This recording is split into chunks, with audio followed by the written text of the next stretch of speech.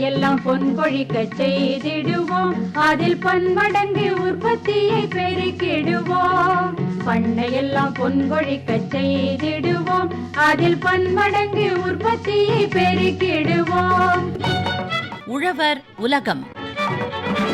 கண்மணி பொல்லில் மணியை வளர்த்திடவே நாடும் கருத்துரைக்கும் ஒளிபரப்பை கேட்டிடுவோம். கண்மணி பொல்லில் மணியை வளர்த்திடவே நாடும் கருத்துரைக்கும் ஒளிபரப்பை கேட்டிடுவோம்.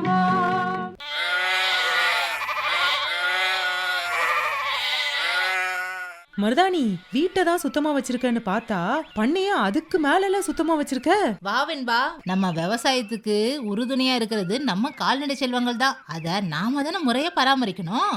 ஆமா மருதாணி, நீ சொல்றதும் சரிதான். நம்ம அன்றாட வேலைகளை நாம சுறுசுறுப்பா செய்யணும்னா நமக்கு அந்த சத்தான உணவு ரொம்ப ரொம்ப முக்கியமா இருக்கு. என்ன சொல்ற நீ? அப்படி ஒரு சத்தான உணவு நம்ம கறவை மாடுகள்ல இருந்து கிடைக்கிற பாலும் தானே நம்ம சொல்லணும். ஆமா வெண்பா, நீ சொல்றது சரிதான். இப்பெல்லாம் எங்க பண்ணையில மாடுகளுக்கான தீவனங்களை முறைய தயாரிச்சு கொடுக்கறோம் நாங்க. அப்படியா மருதாணி? என்ன மாதிரி தீவனங்கள் கொடுக்குறீங்க நீங்க? உலர் தீவனமான சோளத்தட்டை, கம்பந்தட்டை, வைக்கோல் இதெல்லாம் கொடுக்கறோம் புள்ள. இப்பெல்லாம் தெரியுது உங்க தோட்டத்துல சோளம், கம்பு இதெல்லாம் ஏன் விதைச்சிருக்கீங்கன்னு. ஆமா வெண்பா, ஆடு மாடுகளுக்கு ரொம்ப முக்கியமான உணவா இருக்கிறது இந்த பயிருங்க தான். இது மூலமா தான் அவங்களுக்கு நிறைவான சத்துக்கள் கிடைக்கும். அதோட பால் உற்பத்தியில ஒரு நிலையான வருமானம் கிடைக்கிறதுக்கு எங்களுக்கு உதவியாவும் இருக்கு. கேட்கவே சந்தோஷமா இருக்கு புள்ள.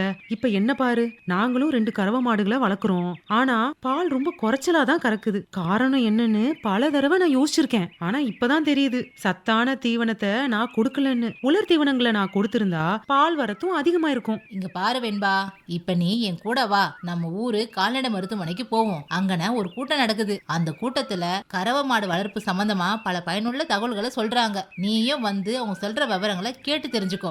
அட, நம்ம ஊர்லயே நமக்கான விவரங்களா? இதோ இப்பவே நான் கிளம்பி வரேன்.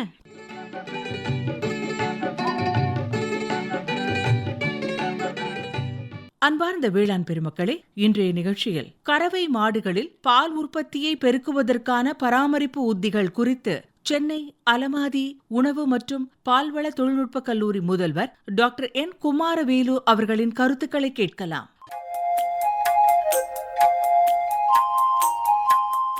கறவை மாடுகளில் பால் உற்பத்தியை பெருக்க முதலாவதாக நல்ல கறவை பசுக்களை நாம் தேர்ந்தெடுக்க வேண்டும். அந்த வகையில் இப்பொழுது வெளிநாட்டு கறவை இனங்களை எடுத்துக்கொண்டால் ஜெர்சி மற்றும் ஹோல்ஸ்டைன் ஃப்ரீஷன் கலப்பின பசுக்கள் பெரும்பாலாக நம்முடைய விவசாயிகளால் வளர்க்கப்பட்டு வருகிறது. இதுவே உள்நாட்டு இனங்களாக இருந்தால் கிர், சாஹிவால் மற்றும் சிவப்பு சிந்தி ஆகிய இந்த 3 இனங்களும் கறவை இனங்களாக அங்கீகரிக்கப்பட்டுள்ளது. நாம் எந்த இனங்களை தேர்ந்தெடுத்தாலும் அதை சரியான வயதில் தேர்ந்தெடுக்க வேண்டும். எப்படி என்றால், இப்பொழுது ஒரு மாடு கன்று ஈன்றுள்ளது என்றால் முதல் ஈற்று, 2ஆம் ஈற்று, 3ஆம் ஈற்று, 4ஆம் ஈற்று வரை ஒவ்வொரு ஈற்றிலும் அதனுடைய பால் உற்பத்தி திறன் அதிகரித்து கொண்டே இருக்கும். உதாரணமாக முதல் ஈற்றில் ஒரு பசு ஒரு 3000 லிட்டர் பால் கறக்கிறது என்றால் 2வது ஈற்றில் அதுவே பசு ஒரு 100-200 லிட்டர் அதிகமாக கறக்க வாய்ப்புள்ளது. 3ஆம் ஈற்றில் இன்னும் ஒரு 100-150 லிட்டர் அதிகமாக கறக்க வாய்ப்புள்ளது.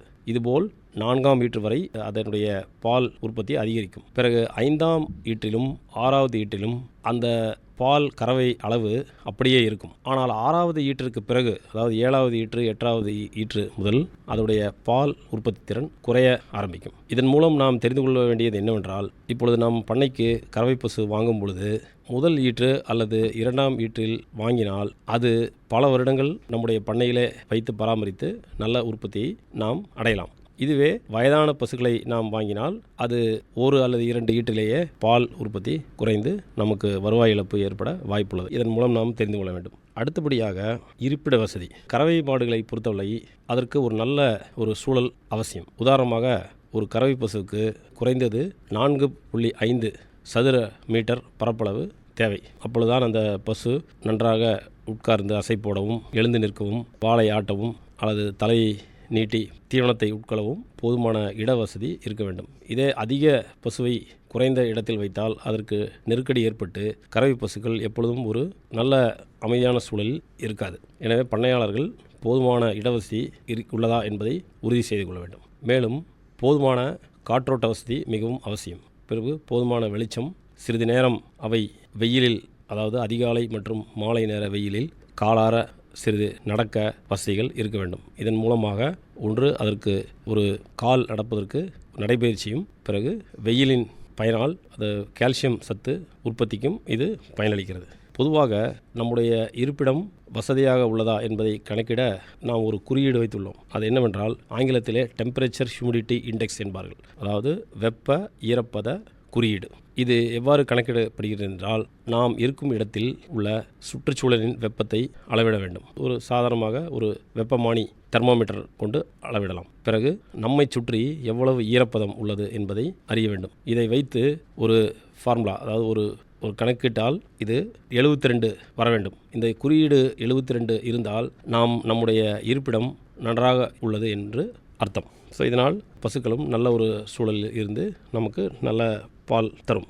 அடுத்த மிக முக்கியமானது தீவனம். அது பொதுவாக கறவை மாடுகளுக்கு நாம் 3 விதமான தீவனங்களை தர வேண்டும்.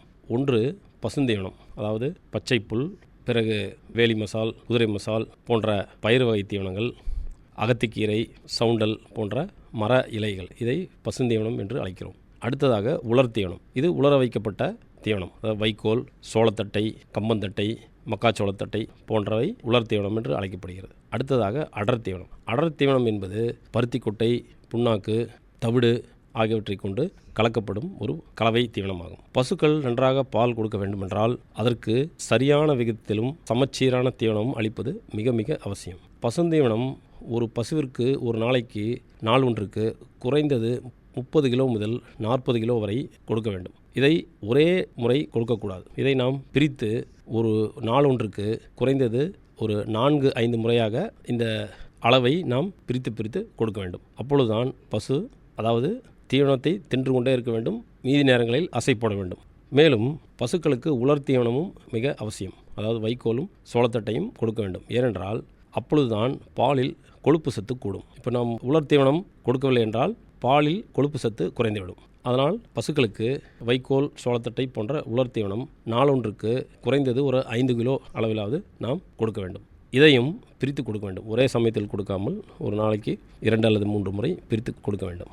அடுத்ததாக இந்த அடர் தீவனம். அடர் தீவனம் சமச்சீர் விதத்தில் அமைய வேண்டும் என்று ஏற்கனவே கூறினோம். அது எவ்வாறு என்று பார்த்தால், அதில் தானிய வகைகள், அதாவது மக்காச்சோளம் அல்லது அரிசி அல்லது கோதுமை, கம்பு, ராகி போன்ற தானிய வகைகள் 33% இருக்க வேண்டும். அடுத்தபடியாக பிண்ணாக்கு, அதாவது கடலை பிண்ணாக்கு அல்லது தேங்காய் பிண்ணாக்கு போன்ற ஏதோ ஒரு பிண்ணாக்கு வகைகள் 33% இருக்க வேண்டும். அடுத்தபடியாக தவிடு, கோதுமை தவிடு, அரிசி தவிடு, இதில் ஏதாவது ஒன்றோ அல்லது இதன் கலவையோ 33% இருக்க வேண்டும். அப்படி 33 பார்க்கும் பொழுது 99%, மீதமுள்ள 1% நாம் கல்லுப்பு, அதாவது நம் சமையலுக்கு பயன்படுத்தும் உப்பு மற்றும் தாது உப்பு கலவை. இந்த தாது உப்பு கலவை என்னவென்றால் இதில் நுண் சத்துக்கள் இருக்கும். இரும்பு சத்து, கால்சியம் சத்து, பாஸ்பரஸ் சத்து போன்ற சத்துக்கள் அடங்கிய கலவை. இது 1%. இவ்வாறாக இந்த அடர் தீவனம் உற்பத்தி செய்ய வேண்டும் அல்லது செய்யப்படுகிறது. இது எவ்வளவு கொடுக்க வேண்டும் என்றால், ஒரு பசுவுக்கு 1 லிட்டர் பால் கொடுக்கும் பசுவிற்கு 400 கிராம் அடர் தீவனம் தர வேண்டும். இதுதான் அதோடைய அளவு. இதே எருமை என்றால் 1 லிட்டர் பாலுக்கு 1/2 கிலோ, அதாவது 500 கிராம் அடர் தீவனம் கொடுக்க வேண்டும். இப்போ உதாரணமாக ஒரு பசு 10 லிட்டர் ஒரு நாளைக்கு பால் கொடுக்கிறது என்றால் அந்த பசுவிற்கு பால் உற்பத்திக்காக 4 கிலோ அடர் தீவனம் கொடுக்க வேண்டும். இதையும் 2 வேளையில் பிரித்து கொடுக்க வேண்டும். காலையில் பால் கறப்பதற்கு முன்பாக 2 கிலோவும், மாலையில் பால் கறப்பதற்கு முன்பாக 2 கிலோவும், இப்படி தனித்தனியாக கொடுக்க வேண்டும். இதுவே கறவை பசு சினையாக இருந்தால் அதற்கு கன்று வளர்ச்சிக்காக மேலும் கூடுதலாக 1 கிலோ அடர் தீவனம் சேர்த்து கொடுக்க வேண்டும். அடுத்தபடியாக குடிநீர் மிக மிக அவசியம். நல்ல சுத்தமான குடிநீர் கறவை பசுகளுக்கு எந்நேரமும் கிடைக்குமாறு பார்த்துக்கொள்ள வேண்டும். 1 லிட்டர் கறவைக்கு ஒரு பசு குறைந்தது 5 லிட்டர் குடிநீராவது குடிக்க வேண்டும். இதற்காக நாம் சரியாக அளந்து தண்ணீர் கொடுக்க வேண்டும் என்பதில்லை, ஆனால் இதற்கு குறையாமல் பார்த்துக்கொள்ள வேண்டும். உதாரணமாக ஒரு பசு 10 லிட்டர் பால் கறக்கிறது என்றால் குறைந்தது அந்த பசுவிற்கு நாம் ஒரு நாளைக்கு 50 லிட்டர் தண்ணீராவது குடிக்க கிடைக்குமாறு பார்த்துக்கொள்ள வேண்டும். அடுத்தபடியாக பால் மிகவும் சத்துள்ள ஒரு பொருள். இந்த பாலில் பல நுண்சத்துக்கள் உள்ளது. குறிப்பாக கால்சியம், மெக்னீசியம், பாஸ்பரஸ், இவை அனைத்தும் பசுக்களுக்கு தீவனம் வழியாக கொடுக்க வேண்டும். அப்பொழுதுதான் அந்த சத்துக்கள் அனைத்தும் பாலில் கிடைக்கும். எனவே குடிநீரில் இந்த தாது உப்பு கலவை, நுண் சத்துக்கள் அடங்கிய தாது உப்பு கலவையை நாம் அன்றாடம் கொடுத்து வர வேண்டும். அடுத்தபடியாக கறவை பசுக்களில் நோய் தடுப்பை மேற்கொள்ள வேண்டும். அதாவது வருமுன் காப்பதே புத்திசாலித்தனம் என்பது நம் அனைவருக்கும் தெரியும். குறிப்பாக பசுக்களுக்கு கறவை நோய்கள் என்று சில நோய்கள் உள்ளது. அது கறவை காலத்தில் வரக்கூடிய ஒரு நோய்கள். இந்த நோய்கள் அண்டாமல் பார்த்து கொள்ள வேண்டும். அது என்னவென்றால் குறிப்பாக மடிவீக்கம். இந்த மடிவீக்கம் ஏற்பட்டால் கறவை பசுக்களுக்கு நோய் மட்டும் இல்லாமல் பால் உற்பத்தி குறைந்து மிகப்பெரிய வருவாய் இழப்பு ஏற்படும். பால் மூலம் கிடைக்கக்கூடிய வருவாயும் இழந்து அந்த பசுவுக்கு சிகிச்சை செய்ய மேலும் செலவு செய்ய வேண்டி வரும் என்பதை பண்ணையாளர்கள் கவனத்தில் கொள்ள வேண்டும். எனவே மடிவீக்கம் நோய் வராமல் நல்ல சுத்தமான முறையில் சுகாதாரமான சூழ்நிலையில் பசுக்களை வைத்து பராமரிக்க வேண்டும். அறிகுறிகள் இல்லாத மடிவீக்கம் என்ற ஒரு நிலை உள்ளது. இதில் பசு எந்த விதமான ஒரு நோய் அறிகுறி இல்லாமல் இருக்கும். ஆனால் மடியினுள் கிருமிகள் ஊடுருவி அதற்கு பாதிப்பை ஏற்படுத்தும். இதை அறிய சில ஒரு எளிய வழிமுறைகள் உள்ளது. இது ஒரு வழிமுறை என்னவென்றால், ஒவ்வொரு முறையும் நாம் பால் கறக்கும் பொழுது முதல் சிறிது துளிகளை ஒரு கருப்பு பின்னணி கொண்ட ஒரு கிண்ணத்தில் அதை சேகரித்து அதை உற்று நோக்க வேண்டும். நல்ல ஆரோக்கியமான பசுவில் கிடைக்கப்பெறும் பால் வெண்ணிறமாகவும் நுரைகள் மிகுந்தும் காணப்படும். இதுவே அந்த அறிகுறி இல்லாத மடிவீக்கம் ஏற்பட்டால் பாலில் நுரை இருக்காது, மேலும் திரியாக காணப்படும், இரத்தம் கலந்து காணப்படும் அல்லது சீல் போன்ற சில துகள்கள் இருக்கும். இவ்வாறு ஏதாவது அறிகுறிகள் தென்பட்டால் உடனடியாக அதை கால்நடை மருத்துவர்களை கொண்டு சிகிச்சை அளிக்க வேண்டும். இது அல்லாமல் தற்சமயம் இந்த சொமேட்டிக் செல் கவுண்ட் என்ற ஒரு ஆய்வு உண்டு. இதையும் பண்ணையாளர்கள் கால்நடை மருத்துவர்களின் உதவி கொண்டு அறிந்து தினமும் இதை செய்து வந்தால் மடிவீக்க நோயை முன்பே கண்டுபிடித்து அதற்கான சிகிச்சை அளித்து நாம் பால் உற்பத்தியின் மூலம் ஏற்படும் லாபத்தை பெருக்கலாம். அடுத்தபடியாக பால் சுரம் கன்று ஈன்ற ஓரிரு சில வாரங்களுக்குள்ளாகவே இது பசுக்களை தாக்கக்கூடிய ஒரு நிலை. இதற்கு முக்கியமானது சுண்ணாம்பு மற்றும் பாஸ்பரஸ் சத்து குறைபாடு. இதை தடுக்க வேண்டி கறவை பசுக்களுக்கு போதுமான அளவிற்கு கால்சியம் மற்றும் பாஸ்பரஸ் மெக்னீசியம் சத்துக்கள் கிடைக்குமாறு பார்த்து கொள்ள வேண்டும். அடுத்தபடியாக கீட்டோசிஸ் என்ற ஒரு கறவை நோய் உள்ளது. இதில் எந்த விதமான அறிகுறியும் இருக்காது, பசு நன்றாக இருக்கும். ஆனால் பால் உற்பத்தி மற்றும் படிப்படியாக குறைந்து கொண்டே வரும். இதை உடனடியாக கவனித்து பசுக்களுக்கு கால்நடை மருத்துவ உதவி கொண்டு சிகிச்சை அளித்தால் இதை எளிதில் நாம் குணப்படுத்தி கறவை இழப்பு ஏற்படாமல் பார்த்து கொள்ளலாம். அடுத்தபடியாக கறவை மேலாண்மை. இந்த கறவை மேலாண்மை என்பது மிக முக்கியமான ஒரு அன்றாட நாம் ஒரு பண்ணை வழிமுறையாகும். அதாவது பாலை பெரும்பாலான நம்முடைய பால்காரர்கள் இந்த காம்புகளை பிடித்து இழுத்து பால் கலப்பார்கள். இது ஒரு தவறான முறையாகும். பாலை 5 விரல்கள் கொண்டு பிழிந்து கறக்க வேண்டும். இவ்வாறு கறந்தால் கன்று பால் குடிப்பது போன்ற ஒரு உணர்வு கறவை பசுக்கு ஏற்பட்டு இதனால் மடியில் எவ்விதமான புண்ணோ கீரலோ ஏற்படாமல் பால் உற்பத்தி சீராக இருக்கும். பிறகு பாலை முழுமையாக கறக்க வேண்டும். அதாவது நம்ம அவசரப்பட்டோ அல்லது சரியான ஒரு நமக்கு வேறு ஏதாவது ஒரு காரணத்தினால் சீக்கிரம் செல்ல வேண்டும் என்பதற்காகவோ பாலை பாதியிலே விட்டு செல்லுதல் அல்லது சிறிது பாலை மடியிலே விட்டு செல்லுதல் கூடாது. இப்படி செய்தால் ஒன்று பாலின் அளவு குறைந்துவிடும், இது மடிவீக்க நோய்க்கு வழிவகுக்கும். பிறகு இந்த பால் உற்பத்தி என்பது ஆக்சிடோசின் என்ற ஹார்மோன் தாக்கத்தினால் ஏற்படுவது. இந்த ஹார்மோன் கறவை பசுவின் இரத்தத்தில் 8 நிமிடங்கள் மட்டுமே செயலில் இருக்கும். அதாவது இதனால் நாம் தெரிந்து கொள்வது என்னவென்றால், பால் கறக்க ஆரம்பித்தவுடன் 8 நிமிடங்களுக்குள் பாலை முழுவதுமாக கறந்துவிட வேண்டும். அப்படி தாமதமானால் இந்த ஆக்சிடோசின் சுரப்பியினுடைய அளவு குறைந்து பால் உற்பத்தி குறைந்துவிடும். எனவே இப்பொழுது நாம் கூறிய கருத்துக்கள் அனைத்தையும் பண்ணையாளர்கள் கவனத்தில் கொண்டு பின்பற்றி பால் உற்பத்தியை பெருக்கி பயன்பெறுமாறு கேட்டுக்கொள்கிறேன். இதுவரை கறவை மாடுகளில் பால் உற்பத்தியை பெருக்குவதற்கான பராமரிப்பு உத்திகள் குறித்து சென்னை அலமாதி உணவு மற்றும் பால்வள தொழில்நுட்ப கல்லூரி முதல்வர் டாக்டர் என் குமாரவேலு அவர்களின் கருத்துக்களை கேட்டீர்கள். என்ன வெண்பா, பண்ணை தொழிலை மேம்படுத்துவதற்கான உத்திகளை பத்தி ரொம்ப தெளிவா எடுத்து சொல்லிட்டாங்கல்ல. ஆமா மருதாணி, நாளைக்கே எங்க தொழுவத்துல இதுக்கான வேலைகளை ஆரம்பிக்கலான்னு முடிவு பண்ணிட்டேன். ரொம்ப சந்தோஷம் வெண்பா. விவரம் அறிஞ்சு நாம செய்யற எந்த வேலையும் நமக்கு வெற்றி எனும் கனிய கொடுத்து செல்லும். நிச்சயமா மருதாணி, இப்போ எங்க கிட்ட இருக்கிற கறவை மாடை வச்சு தொழுவத்தை பண்ணையா மாத்தி காட்டுறேன். சரி வெண்பா, இந்த தகவல்களை நமக்கு மட்டும் இல்லாம நம்ம சுத்தி இருக்கிறவங்களுக்கும் மறக்காம சொல்லிட்டு புள்ள. சரி, மத்தவங்களுக்கும் நம்ம எடுத்து சொல்லிடலாம். இப்போ நம்ம புறப்படலாமா? ஆமா வெண்பா, பேசிக்கிட்டே இருந்ததுல நேரம் போனது தெரியல. நான் போய் ஆடுகளையும் மாடுகளையும் பிடிச்சி கொட்டில அடைக்கணும். அப்ப நம்ம புறப்படுவோம். வா புள்ள.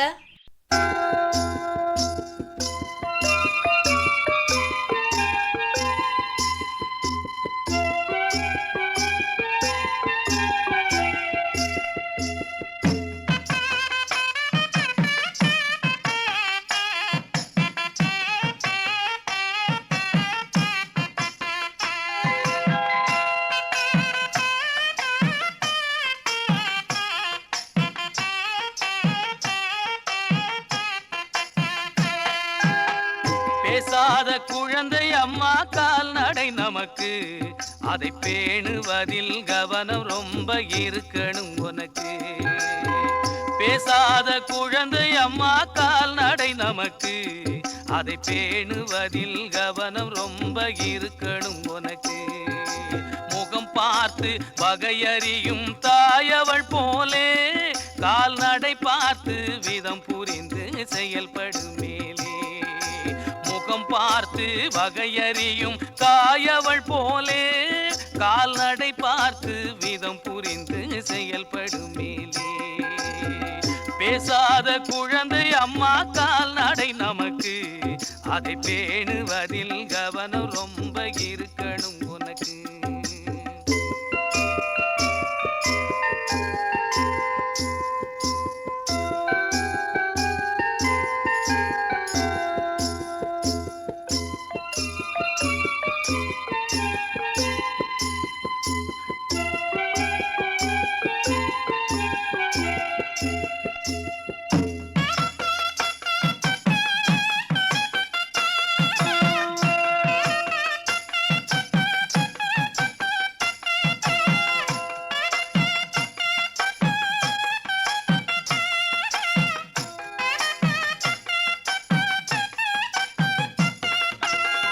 மாசான தண்ணீரும் வீணான தீவனமும், மாசான தண்ணீரும் வீணான தீவனமும், காணாத நோயெல்லாம் கனவுக்கும் காரணமாம். மாசான தண்ணீரும் வீணான தீவனமும், காணாத நோயெல்லாம் கனவுக்கும் காரணமாம். தொண்டை அடைப்பான் துள்ளுமாறி நோய், நுண்ணுயிரால் வரும் சப்பை நோய் என்று,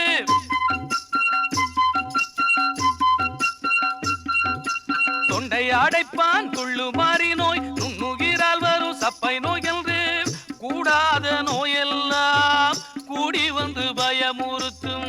கூடாத நோயெல்லாம் கூடி வந்து பயமுறுத்தும்.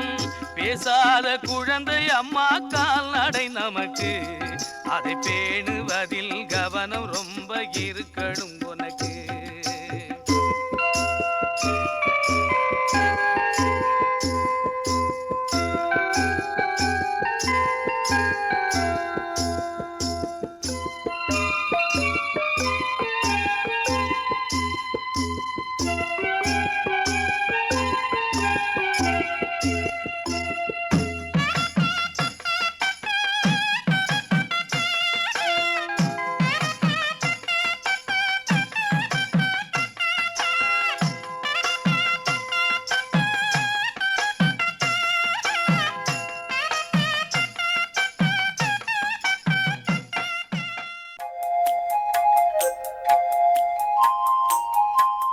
இனி தொடர்வது வேளாண் செய்திகள். நிலக்கடலை சாகுபடியில் அதிக விளைச்சலை தரக்கூடிய நீர்ப்பாசன முறைகள். நமது நாட்டில் பயிரிடப்படும் பணப்பயிர் மற்றும் எண்ணெய் வித்து பயிர்களில் நிலக்கடலை ஒரு முக்கியமான பயிராகும். நிலக்கடலையை எண்ணெய் வித்து பயிர்களின் ராஜா என்றும் ஏழைகளின் முந்திரி என்றும் அழைக்கப்படுகின்றது. இவற்றின் பருப்புகளில் சுமார் 44 முதல் 55% எண்ணெய் சத்து உள்ளது. இச்சத்தின் அளவு ரகத்திற்கு ரகம் வேறுபடும். நிலக்கடலையில் இருந்து பெறப்படும் எண்ணெய் முக்கியமாக சமையலுக்கு அதிக அளவில் பயன்படுத்தப்படுகின்றது. மேலும் சோப்பு மற்றும் வாசனை பொருட்கள் தயாரிப்பிலும் பயன்படுத்தப்படுகின்றது. இவற்றின் பருப்புகளில் புரதம், வைட்டமின் பி மற்றும் அதிக அளவு கலோரி உள்ளது. நிலக்கடலை பருப்புகளிலிருந்து எண்ணெய் பிழிந்த பிறகு கிடைக்கும் புண்ணாக்கில் 7 முதல் 8% தழைச்சத்து, 1.5% மணிச்சத்து மற்றும் 1.2% சாம்பல் சத்து இருப்பதால் இது இயற்கை உரமாக பயன்படுத்தப்படுகின்றது. இவை கால்நடைகள் மற்றும் கோழிகளுக்கு புரதம் நிறைந்த உணவுப் பொருளாகவும் பயன்படுத்தப்படுகின்றது. பயிரின் அறுவடைக்கு பின்பு எஞ்சிய நிலக்கடலை செடிகளை கால்நடைகளுக்கு பசுந்தீவனமாகவும் உலர் தீவனமாகவும் அளிக்கப்படுகின்றது. மேலும் நிலக்கடலை பயிர் வகை பயிர்கள் குடும்பத்தை சார்ந்தது. இவற்றின் வேர்களில் உள்ள ரைசோபியம் பாக்டீரியா உதவியுடன் காற்றில் உள்ள தலைச்சத்தினை மண்ணில் நிலைநிறுத்தி மண் வளத்தை மேம்படுத்துகின்றது. தமிழ்நாட்டில் முக்கிய எண்ணெய் வித்து பயிர்களில் ஒன்றான நிலக்கடலை சுமார் 3 லட்சம் ஹெக்டரில் சாகுபடி செய்யப்பட்டு 10 லட்சம் டன் உற்பத்தி செய்யப்படுகின்றது. நிலக்கடலை 70% மானாவாரியிலும் 30% இரவையிலும் சாகுபடி செய்யப்படுகின்றது.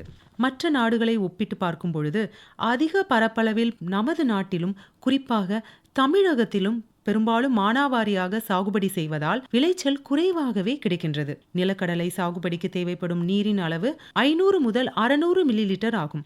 நிலக்கடலையை பொறுத்தவரை 3 முக்கிய நிலைகளில் கண்டிப்பாக நீர் பாய்ச்ச வேண்டும். அதாவது விதைக்கும் பருவம், பூக்கும் பருவம் மற்றும் காய்க்கும் பருவம் ஆகும். இந்த பருவங்களில் நீர்ப்பாசனம் செய்து நிலத்திற்கேற்ற ஈரப்பதத்துடன் வைத்துக்கொள்ள வேண்டும். நிலக்கடலைக்கு 4 விதமான முறைகளில் நீர்ப்பாசனம் செய்யலாம். பகுதி பாத்தி நீர்ப்பாசனம், சொட்டு நீர்ப்பாசனம், தெளிப்பு நீர்ப்பாசனம், தூவல் அல்லது மழைப்பொழிவு நீர்ப்பாசனம் ஆகும். மண்ணின் தன்மைக்கு ஏற்ப நீர் மேலாண்மை செய்தல் அவசியம். முதலாவதாக பகுதி பாத்தி நீர்ப்பாசனம் குறித்து கேட்கலாம். நிலத்தை நன்கு உழவு செய்த பின்பு 5 மீட்டர் நீளம் 4 மீட்டர் அகலம் கொண்ட சிறு சிறு பாத்திகள் அமைத்துக் கொள்ள வேண்டும். தண்ணீர் முழு பரப்பளவும் சமமாக பாயுமாறு சமன்படுத்த வேண்டும். பாத்திகளை நன்றாக சமன்படுத்துவதனால் பயிர்கள் நன்றாக வளரும். சிறு சிறு பாத்திகளாக இருப்பதினால் நீர் சீக்கிரமாக பாய்ச்ச முடியும். இரண்டாவதாக சொட்டு நீர் பாசனம் குறித்து சில தகவல்களை நாம் கேட்கலாம்.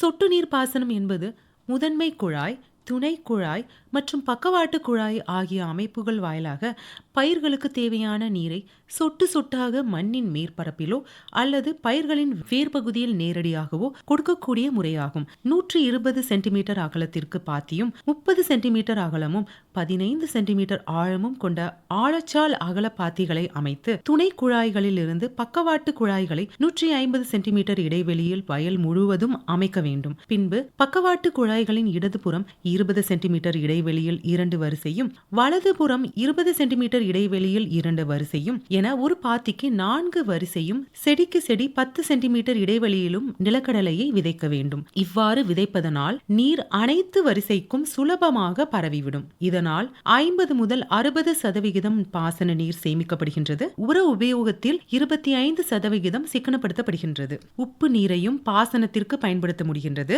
அனைத்து மண் வகைகளுக்கும் இது ஏற்றதாக அமைகின்றது. 30 முதல் 40% களை வளர்ச்சி குறைக்கப்படுகின்றது. 25 முதல் 30% மனித சக்தி சேமிக்கப்படுகின்றது. பூச்சி மற்றும் பூஞ்சான தாக்குதல் குறைவை ஏற்படுத்துகின்றது. மூன்றாவதாக தெளிப்பு நீர் பாசனம் குறித்து இப்பொழுது சில தகவல்களை கேட்கலாம். மழை நீர் உயிர் நீர் என்ற பழமொழிக்கேற்ப பாசன நீரை பயிரின் மேற்பரப்பில் மழை துளி போல் வயல் முழுவதும் சீராக தெளித்து பாசனம் மேற்கொள்ளும் முறையை தெளிப்பு நீர் பாசனம் எனப்படும். நீர் ஏற்றிலிருந்து முக்கிய குழாய் மற்றும் பக்கவாட்டு குழாய் மூலம் இணைக்கப்பட்டு உயர்த்தும் குழாயின் நுனியில் பொருத்தப்பட்ட தெளிப்பான்கள் மூலம் நீரை அதிக அழுத்தத்தில் அடிப்பதே தெளிப்பு நீர் பாசனத்தின் அம்சமாகும். இந்த முறைதான் நிலக்கடலைக்கு மிகுந்த உகந்த நீர்ப்பாசன முறையாகும். இதனால் நீர் முழுவதும் மண்ணின் மேற்பரப்பில் எந்தவித நீரோட்டத்தையும் ஏற்படுத்தாமல் உடனுக்குடன் மண்ணுக்குள் உறிஞ்சப்படுகின்றது. பயிரின் வேர்பகுதி தேவையான அளவு நனைந்தவுடன் பாசனம் நிறுத்தப்படுகின்றது. நீரேற்றும் கருவி மூலம் தேவைப்படும் அழுத்தத்துடன் குழாய்களில் அனுப்பப்படும் நீர் வடிவமைப்பின்படி தேவையான இடைவெளி மற்றும் உயரத்தில் பொருத்தப்பட்டுள்ள தெளிப்பான்கள் வழியாக பயிரின் மேற்பரப்பில் செயற்கை மழையை போன்று தெளிக்கப்படுகின்றது. நீரானது மண்ணின் அடிப்பகுதியில் செலுத்தப்படுவதனால் நீராவியாதல் இழப்பு குறைக்கப்படுகின்றது. நீர் பயன்பாட்டு திறன் 20 முதல் 40% ஆகும். இப்பாசன முறை அதிக நீர் ஊடுருவும் தன்மை கொண்ட மணற்பாங்கான நிலங்களுக்கு ஏற்றது. தெளிப்பான்களிலிருந்து வெளிவரும் நீரின் அளவு மண்ணின் இயல்பான ஊடுருவும் தன்மையை விட குறைவாக இருக்குமாறு பார்த்து கொள்ள வேண்டும். உரங்கள் மற்றும் பயிர் பாதுகாப்பு மருந்துகளை இலை மூலம் அளிக்கலாம். நிலத்தை சமன் செய்ய தேவையில்லை. வாய்க்கால் வரப்புகள் அவசியம் இல்லை. கூடுதல் பரப்பு பாசனம் மற்றும் நிலம் தயாரிப்பும் தேவையில்லை. நான்காவதாக தூவல் அல்லது மழைப்பொழிவு நீர்ப்பாசனம் குறித்து சில தகவல்களை இப்பொழுது நாம் கேட்கலாம். பாசன நீரை பயிரின் மேற்பரப்பில் சாரல் மழை போல் வயல் முழுவதும் சீராக தெளித்து பாசனம் மேற்கொள்ளும் முறை தூவல் அல்லது மழைப்பொழிவு நீர்ப்பாசனம் எனப்படும். பாசன நீரை பயிரின் மேற்பரப்பில் சாரல் மழை போல் வயல் முழுவதும் சீராக தெளித்து பாசனம் மேற்கொள்ளும் முறை தூவல் அல்லது மழைப்பொழிவு நீர்ப்பாசனம் எனப்படும். நீர் ஏற்றிலிருந்து முக்கிய குழாய் மற்றும் துணை குழாய் மூலம் இணைக்கப்பட்ட பக்கவாட்டு குழாய்களில் ஜிக்ஸாக் முறையில் வரிசையாக சிறிய துளையிட்டு இருப்பதினால் நீரை அதிக அழுத்தத்தில் அளிப்பதே மழைப்பொழிவு நீர்ப்பாசனத்தின் குறிக்கோளாகும். இந்த நீர்ப்பாசன முறை தெளிப்பு நீர்ப்பாசன முறையை விட மிகச்சிறந்த நீர்ப்பாசன முறையாகும். இதன் நன்மைகள் என்னவெனில் நீர் முழுவதும் மூலம் மண்ணின் மேற்பரப்பில் எவ்வித நீரோட்டத்தையும் ஏற்படுத்தாமல் உடனுக்குடன் மண்ணுக்குள் உறிஞ்சப்படுகின்றது. பயிரின் வேர்பகுதி தேவையான அளவு நனைந்தவுடன் பாசனம் நிறுத்தப்படுகின்றது. நீரேற்றும் கருவி மூலம் தேவைப்படும் அழுத்தத்துடன் குழாய்களில் அனுப்பப்படும் நீர் வடிவமைப்பின்படி தேவையான இடைவெளியில் அமைக்கப்பட்டுள்ளதால் பக்கவாட்டு குழாய்கள் வழியாக பயிரின் மேற்பரப்பில் செயற்கை மழை சாரல் போன்று தெளிக்கப்படுகின்றது. நீரானது மண்ணின் அடிப்பகுதியில் செலுத்தப்படுவதனால் நீராவியாதலின் மூலம் ஏற்படும் இழப்பு குறைக்கப்படுகின்றது. நீர் பயன்பாட்டு திறன் 20 முதல் 40% ஆகும். இப்பாசன முறை அதிக நீர் ஊடுருவும் தன்மை கொண்ட மணற்பாங்கான நிலங்களுக்கு ஏற்றது. பக்கவாட்டு குழாய்களில் இருந்து வெளிவரும் நீரின் அளவு மண்ணின் இயல்பான ஊடுருவும் தன்மையை விட குறைவாக இருக்குமாறு பார்த்து கொள்ள வேண்டும். எனவே விவசாயிகள் பாத்தி முறை பாசனத்தை கைவிட்டு நவீன நீர்ப்பாசன முறையான மழைப்பொழிவு நீர்ப்பாசன முறையை கடைபிடித்து அதிக விளைச்சல் பெறலாம் என தெரிந்து கொள்ள முடிகிறது. இதுவரை வேளாண் செய்திகள் கேட்டீர்கள்.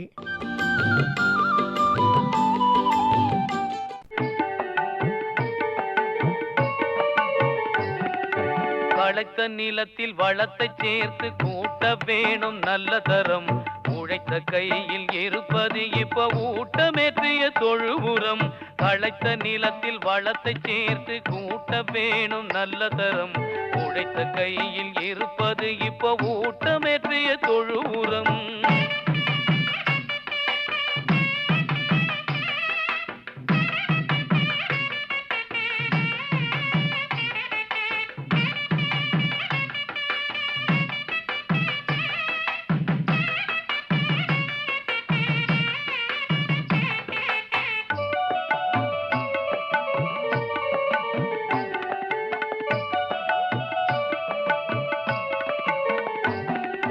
செழித்து வளர உணவு சத்து சிறந்த முறையில் கிடைத்திடும்.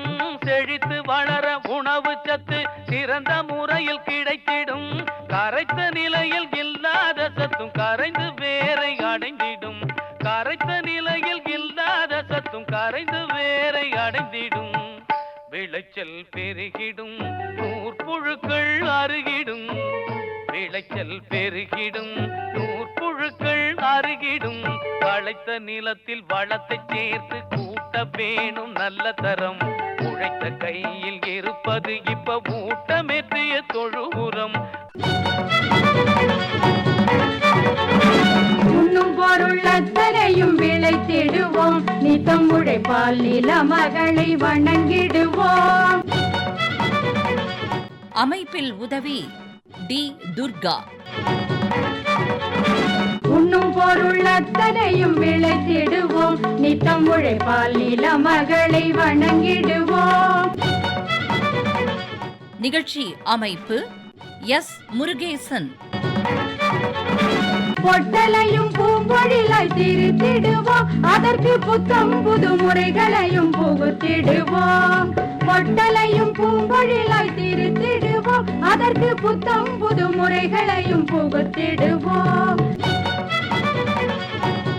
இத்துடன் இன்றைய உழவர் உலகம் நிகழ்ச்சி நிறைவு பெறுகிறது. பட்டி தொட்டி சொர்க்கமாக பாடுபட்டே நம் பாரத சமுதாயத்தை உயர்த்திடுவோம். பட்டி தொட்டி சொர்க்கமாக பாடுபட்டே நம் பாரத சமுதாயத்தை உயர்த்திடுவோம்.